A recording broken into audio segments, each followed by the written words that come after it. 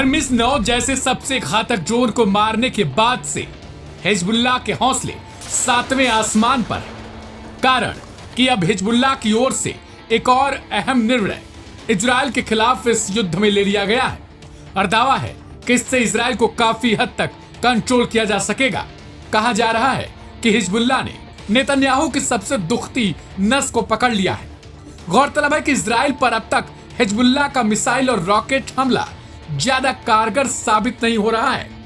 हाल ही में Hezbollah chief के रूप में नईम कासिम की ताजपोशी हुई है, जिसके बाद से ये माना जा रहा है कि हिजबुल्लाह में मानो नई जान आ गई हो। इजराइल से ग्राउंड लड़ाई में लेबनान में कहा जा रहा है कि इजराइल को ही नुकसान उठाना पड़ चुका है। उसके कई सैनिकों को हिजबुल्लाह ने मौत के घाट उतार दिया।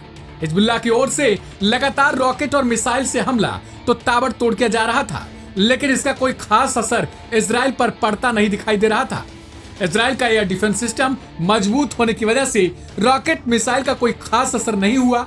यही कारण है कि हिजबुल्लाह की तरफ से जो अब ड्रोन के जरिए इजराइल पर हमले के जाने की रूपरेखा तैयार कर ली गई है। अब तक ड्रोन हमले के जरिए ही हिजबुल्लाह ने इजराइल को दहलाया है। जैसे हाल ही में प्रधानमंत्री नेतन्याहू के घर तक को ड्रोन के जरिए ही हिजबुल्लाह ने दागने की कोशिश की। हिजबुल्लाह के इस ड्रोन ने जहां जासूसी की, वहीं दूसरी तरफ नेतन्याहू के पुश्तैनी घर के कांच तक को तोड़ दिया।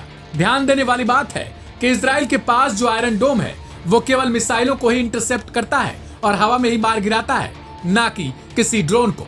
हालांकि इसी हमले को लेकर पहले से ही इजराइल ने यह भांप लिया है कि आने वाला समय ड्रोन युद्ध का होगा और उसने अपने एंटी ड्रोन सिस्टम को तैयार भी कर लिया, लेकिन अभी तक इसे चालू नहीं किया जा सका है।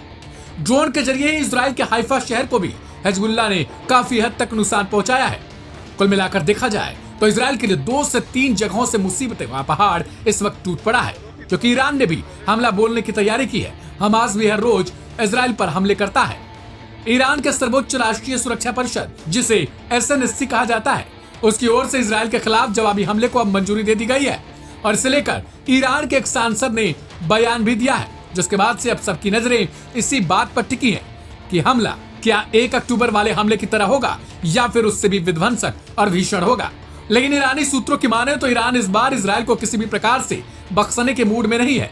वो इस बार ऐसे हमले की फिराक में है जैसे इजराइल के इतिहास में पहली बार ऐसा हमला होगा, यानी हमला इजराइल की पीढ़ियां तक याद रखेंगी।